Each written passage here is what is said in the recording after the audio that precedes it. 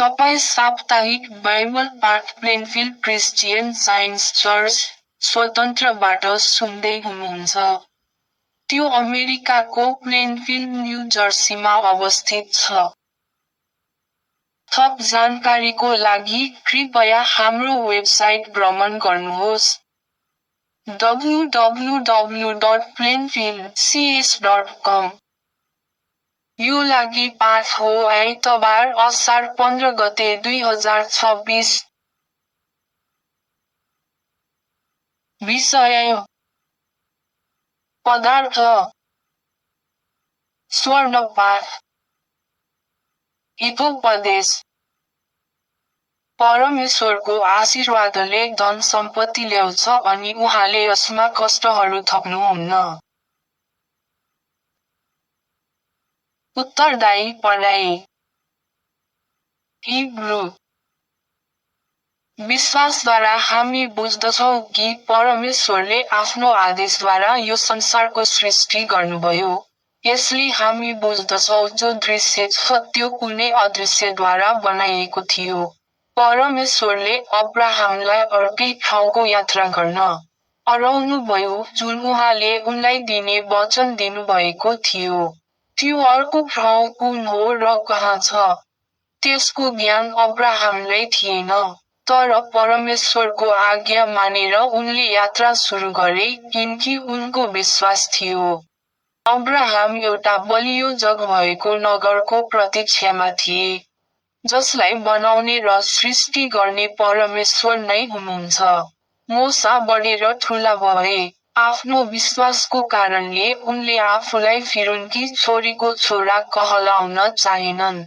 उनले पापको आनन्द मनाउन चाहेनन्। यी आनन्द क्षणिक हुन्छन्। बरु परमेश्वरका मानिसहरूसित रही कष्ट भोग्नु रुचाए। उनले यो विश्वासको कारणले गरे। मूसाले मिस्र देशको भण्डारभन्दा ख्रीष्टको लागि भोगेको दुःख अझ ठुलो सम्पत्ति हो भन्ने विचार गरे।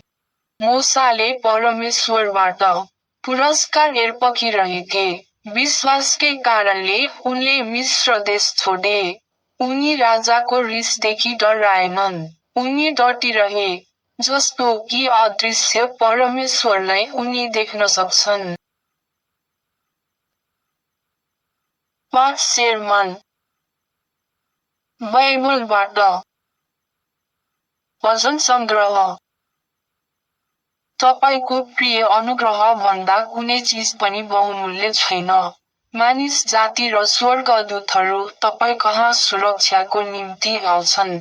परमप्रभु, तिनीहरू तपाईँको घरमा राम्रो चिजहरूबाट नयाँ शान्ति पाउँछन्। तपाईँको आश्चर्यपूर्ण नदीबाट तिनीहरूलाई पिउन दिनुहुन्छ। हे परमप्रभु, जीवनको स्रोत तपाईँबाट बहन्छ। तपाईँकै ज्योतिबाट हामी ज्योति पाउँछौँ। वचन सङ्ग्रह। हे परमप्रभु, म तपाईँको प्रशंसा गर्छु। तपाईँले मलाई आश्चर्यपूर्वक र अपूर्व प्रकारले बनाउनुभयो। म खुब जान्दछु कि जे तपाईँले गर्नुभयो आश्चर्यपूर्ण छ। तपाईँ मेरो बारेमा सारा कुराहरू जान्नुहुन्छ। जब मेरो शरीरले आफ्नो रूप लिँदै बढ्दै गयो तपाईँले मेरो हड्डीहरू निहाल्नुभयो जुन मेरो आमाको गर्भमा लुकेको थियो। तपाईँका विचारहरू मेरो निम्ति महत्त्वपूर्ण छन्। हे परमेश्वर, तपाईँ यति बिघ्न जान्नुहुन्छ। राजा। अगमवक्ताहरूका समूहमध्ये एउटाकी पत्नीले एलिसालाई यसो भनेर बिन्ती गरिन्। तपाईँको दास मेरो पति अहिले मरे। तपाईँलाई थाहै छ कि उनले परमप्रभुको सम्मान गर्दथे।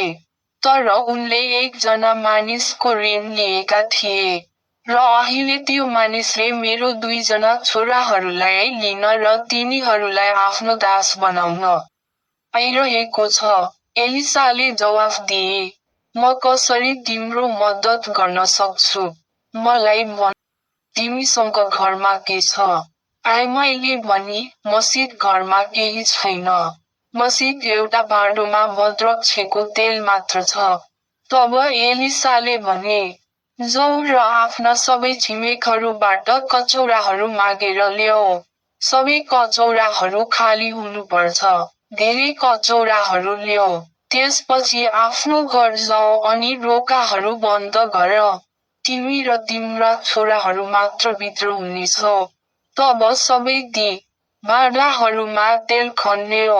भाँडाहरू भर अनि तिनीहरूलाई बेग्लै ठाउँमा राख। यसकारण आइमाई एलिसाबाट बिदा लिएर आफ्नो घर गए अनि रोका थुने। घरभित्र ऊ र उसका छोराहरू मात्र थिए। उसका छोराहरूले उसको नजिक भाँडाहरू ल्याए अनि उसले तेल भरे।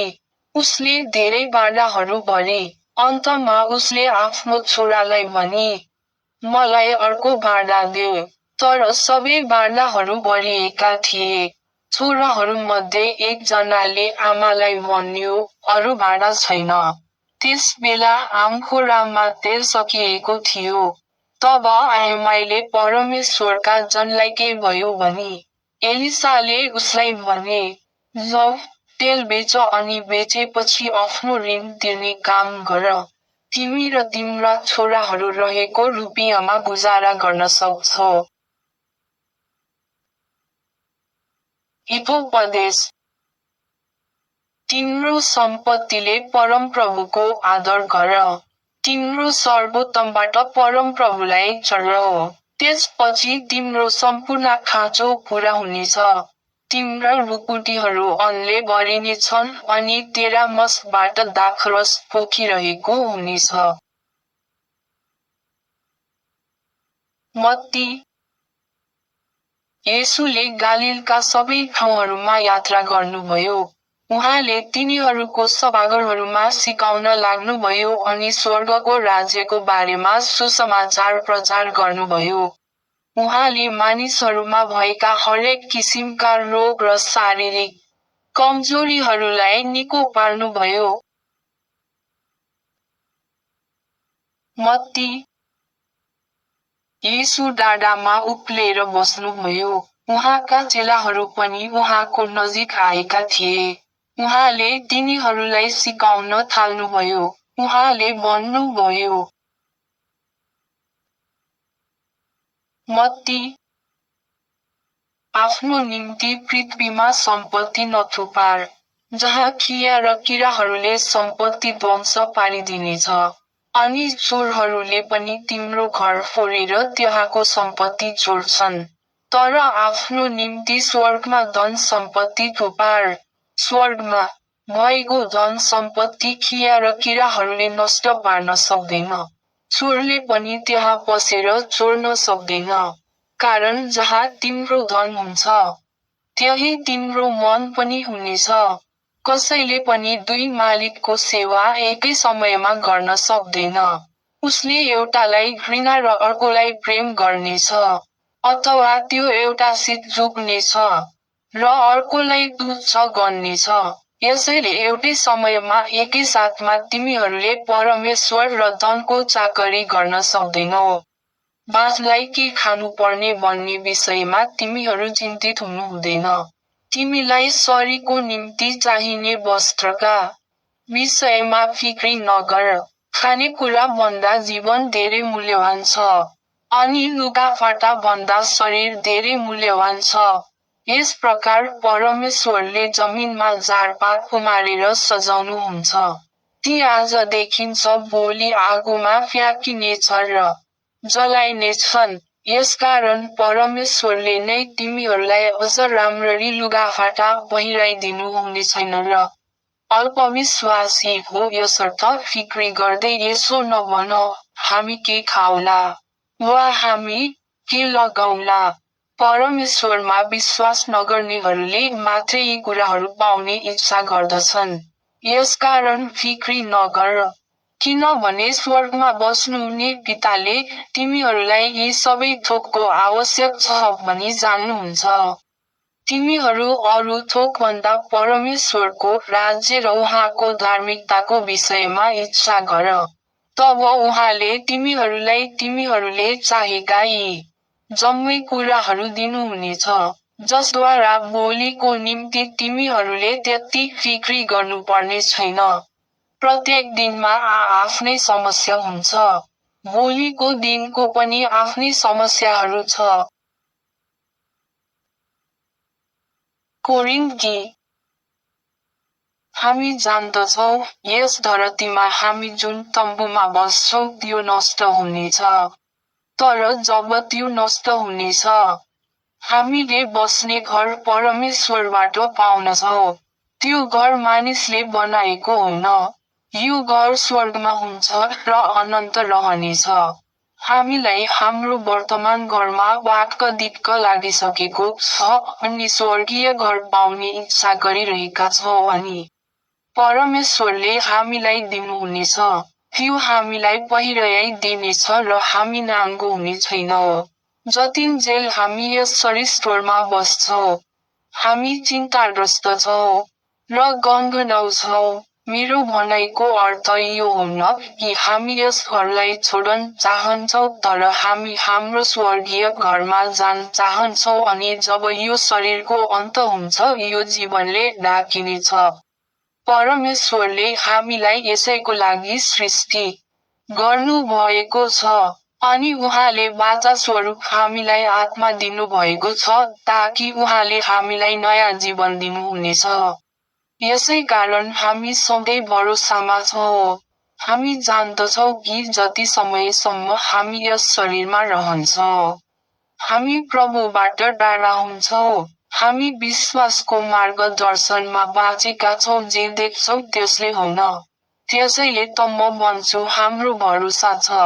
अनि वास्तवमा हामी यस शरीरबाट टाढा रहन इच्छा गर्छौँ अनि प्रभु जहाँ हुनुहुन्छ त्यही बस्न खोज्छौँ। हाम्रो उद्देश्य परमेश्वरलाई सन्तुष्ट पार्नु हो। यस शरीरमा रहौ अथवा प्रभुसित रहौ, हामी उहाँलाई सन्तुष्ट पार्न चाहन्छौँ। कोरिन्थी, जब तिमीहरू मृत्युबाट ख्रीष्टसितै उठायो स्वर्गका ती वस्तुहरू पाउने कोसिस गर जहाँ परमेश्वरको दाहिने तर्फ ख्रीष्टलाई बसाएको छ। स्वर्गकै कुराहरू मात्र सोच, पार्थिव होइन। रोमी, हामी जान्दछौँ कि परमेश्वरले प्रत्येक कुरामा तिनीहरूको भलाइको लागि गर्नुहुन्छ जसले उहाँलाई प्रेम गर्दछ। ती मानिसहरू हुन् जसलाई परमेश्वरले बोलाउनुभयो, किनभने त्यो उहाँकै योजना थियो। म Christian Science textbook Science and Health म्याथिक बेकर एलडीद्वारा धर्मशास्त्रको लागि कुञ्जी बाइबलबाट सहयोगी अंशहरू पढ्छु। विज्ञान र स्वास्थ्य। प्रश्न: पदार्थ भनेको के हो? उत्तर: पदार्थ भनेको त्यो हो जुन अनन्त छ र कलह र क्षय हुन सक्दैन। सत्य, जीवन र प्रेम पदार्थ हुन्, जसरी धर्मशास्त्रले हिब्रूमा यो शब्द प्रयोग गर्दछ, आशा गरिएका चिजहरूको पदार्थ। नदेखिने चिजहरूको प्रमाण, आत्मा, मन, आत्मा, वा ईश्वरको पर्यायवाची शब्द, एक मात्र वास्तविक पदार्थ हो। आध्यात्मिक ब्रह्माण्ड, व्यक्तिगत मानिस सहित, एक संयुक्त विचार हो, जसले आत्माको दिव्य पदार्थलाई प्रतिबिम्बित गर्दछ। देवता गठन गर्ने पदार्थ, जीवन, बुद्धि, सत्य र प्रेम उहाँको सृष्टिद्वारा प्रतिबिम्बित हुन्छन्, र जब हामी भौतिक इन्द्रियहरूको झुटो गवाहीलाई विज्ञानको तथ्यहरूको अधीनमा राख्छौँ, हामी यो साँचो समानता र प्रतिबिम्ब जताततै देख्नेछौँ। मानिस जस्तै ब्रह्माण्डलाई पनि विज्ञानले यसको दिव्य सिद्धान्त, ईश्वरबाट व्याख्या गर्नुपर्छ, र त्यसपछि यसलाई बुझ्न सकिन्छ, तर जब भौतिक ज्ञानको आधारमा व्याख्या गरिन्छ र वृद्धि परिपक्वता र छिएको विषयको रूपमा प्रतिनिधित्व गरिन्छ। मानिस जस्तै ब्रह्माण्ड पनि एक रहस्य हो र रहनुपर्छ। आत्मा सबै चिजहरूको जीवन, पदार्थ र निरन्तरता हो। आत्मा दिव्य विज्ञानद्वारा मान्यता प्राप्त एक मात्र पदार्थ र चेतना हो। भौतिक इन्द्रियहरूले यसको विरोध गर्छन्। तर भौतिक इन्द्रियहरू छैनन्, किनकि पदार्थको कुनै मन हुँदैन। आत्मामा कुनै पदार्थ हुँदैन। जसरी सत्यमा कुनै त्रुटि हुँदैन, र राम्रोमा कुनै खराब हुँदैन। यो एक झुटो धारणा हो। वास्तविक पदार्थ पदार्थ छ भन्ने धारणा आत्माको विपरीत। आत्मा, ईश्वर, अनन्त छ। सबै आत्माको कुनै विपरीत हुन सक्दैन।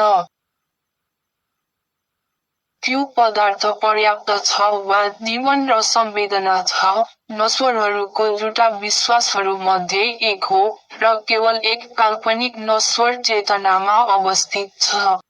त्यसकारण, हामी आत्मा र सत्यको नजिक पुग्दा, हामी पदार्थको चेतना गुमाउँछौँ। भौतिक पदार्थ हुन सक्छ भन्ने स्वीकार गर्न अर्को स्वीकार आवश्यक छ, अर्थात् त्यो आत्मा अनन्त छैन र त्यो पदार्थ स्व-रचनात्मक, स्व-अस्तित्व र शाश्वत छ। यसबाट यो पछ्याउँछ कि दुई शाश्वत कारणहरू छन्, एकअर्कासँग सधैँभरि लडिरहेका छन्, र तैपनि हामी भन्छौँ कि आत्मा सर्वोच्च र सर्वउपस्थित छ।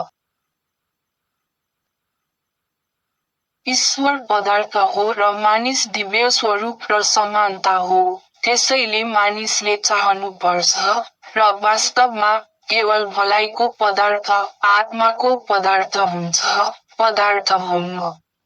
मानिससँग कुनै अन्य पदार्थ वा मन छ भन्ने विश्वास आध्यात्मिक हुन र पहिलो आज्ञा, तिमीसँग एउटै ईश्वर, एउटै मन हुनुपर्छ भन्ने कुरालाई तोड्छ। नश्वर मानिस आफूलाई भौतिक पदार्थ जस्तो लाग्छ, जबकि मानिस, प्रतिमा, विचार हो।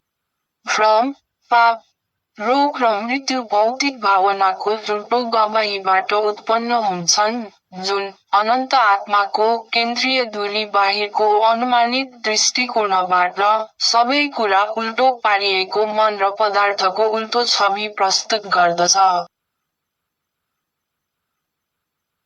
ईश्वरीय विज्ञानमा, मानिसलाई ईश्वर, अस्तित्वको ईश्वरीय सिद्धान्तद्वारा पालनपोषण गरिन्छ। परमेश्वरको आज्ञामा पृथ्वीले मानिसको प्रयोगको लागि खाना उत्पादन गर्छ। यो थाहा पाउँदा, येशूले एक पटक भन्नुभयो, के खाने वा के पिउने, आफ्नो जीवनको बारेमा चिन्ता नगर, आफ्नो सृष्टिकर्ताको विशेषाधिकारमा नमान्दै। तर सबैका पिता र आमा परमेश्वरलाई लिलीहरू जस्तै मानिसलाई खुवाउन र लुगा लगाउन सक्षम हुनुहुन्छ भनेर स्वीकार गर्दै। ईश्वरीय प्रेमले सधैँ हरेक मानव आवश्यकता पूरा गरेको छ र सधैँ पूरा गर्नेछ।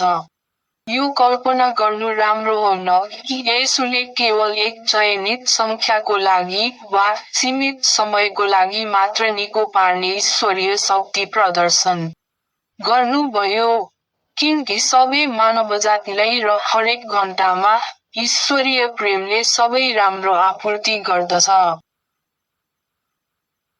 अनुग्रहको चमत्कार प्रेमको लागि कुनै चमत्कार हुन। येशूले भौतिकताको असक्षमता, साथै आत्माको असीम क्षमता प्रदर्शन गर्नुभयो। यसरी गल्ती गर्ने मानव इन्द्रियलाई आफ्नै विश्वासबाट भाग्न र ईश्वरीय विज्ञानमा सुरक्षा खोज्न मद्दत गर्नुभयो। ईश्वर पदार्थमा बस्छन् भन्ने विश्वास सर्वेश्वरवादी छ। आत्मा शरीरमा छ, मन पदार्थमा छ, र असल खराबमा छ भन्ने त्रुटिलाई नभन्नुपर्छ र त्यस्ता उच्चारणहरूबाट बन्द गर्नुपर्छ। नत्र परमेश्वर मानवताबाट लुकेर रहनुहुनेछ। र नश्वरहरूले आफू पाप गरिरहेको थाहा नपाई पाप गर्नेछन्, आत्माको सट्टा पदार्थमा भर पर्नेछन्, लङ्गडापनले केस खानेछन्, मातिएर झर्नेछन्, रोगले ग्रस्त हुनेछन्। सबै तिनीहरूको अन्तोपन परमेश्वर र मानिसको बारेमा तिनीहरूको गलत बुझाइको कारणले। आत्मासँग मानव जातिलाई आशीर्वाद दिनको लागि असीम स्रोतहरू छन्। र यदि आत्मामा खोजियो भने खुसी अझ सजिलै प्राप्त हुनेछ र हाम्रो संरक्षणमा अझ सुरक्षित हुनेछ। उच्च आनन्दले मात्र अमर मानिसको चाहना पूरा गर्न सक्छ। हामी व्यक्तिगत इन्द्रियको सीमाभित्र खुसीलाई सीमित गर्न सक्दैनौँ। इन्द्रियहरूले कुनै वास्तविक आनन्द प्रदान गर्दैनन्। मनको अनन्ततामा पदार्थ अज्ञात हुनुपर्छ। सबै सुन्दर र हानिरहित चिजहरू मनका विचारहरू हुन्। मनले तिनीहरूलाई सिर्जना र गुणन गर्दछ, र उत्पादन मानसिक हुनुपर्छ। मानव विचारहरूलाई मनोरञ्जन गर्ने र अस्तित्वको विज्ञानलाई अस्वीकार गर्ने एक मात्र बहाना आत्माको हाम्रो नश्वर अज्ञानता हो, अज्ञानता जसले दिव्य विज्ञानको बुझाइलाई मात्र प्रदान गर्दछ। त्यो बुझाइ जसद्वारा हामी पृथ्वीमा सत्यको राज्यमा प्रवेश गर्छौँ र आत्मा अनन्त र सर्वोच्च छ भनेर सिक्छौँ।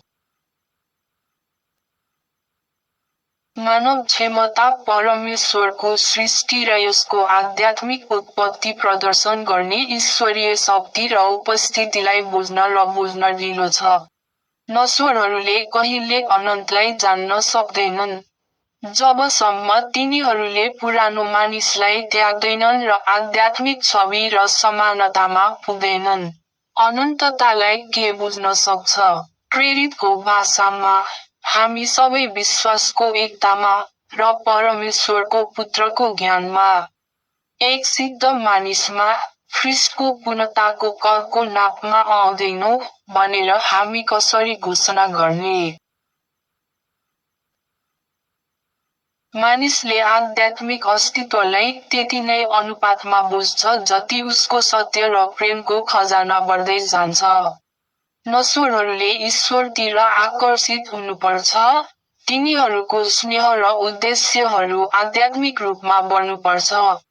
तिनीहरूले अस्तित्वको व्यापक व्याख्याको नजिक जानुपर्छ, र अनन्तको केही उचित ज्ञान प्राप्त गर्नुपर्छ, ताकि पाप र मृत्युलाई रोक्न सकियोस्।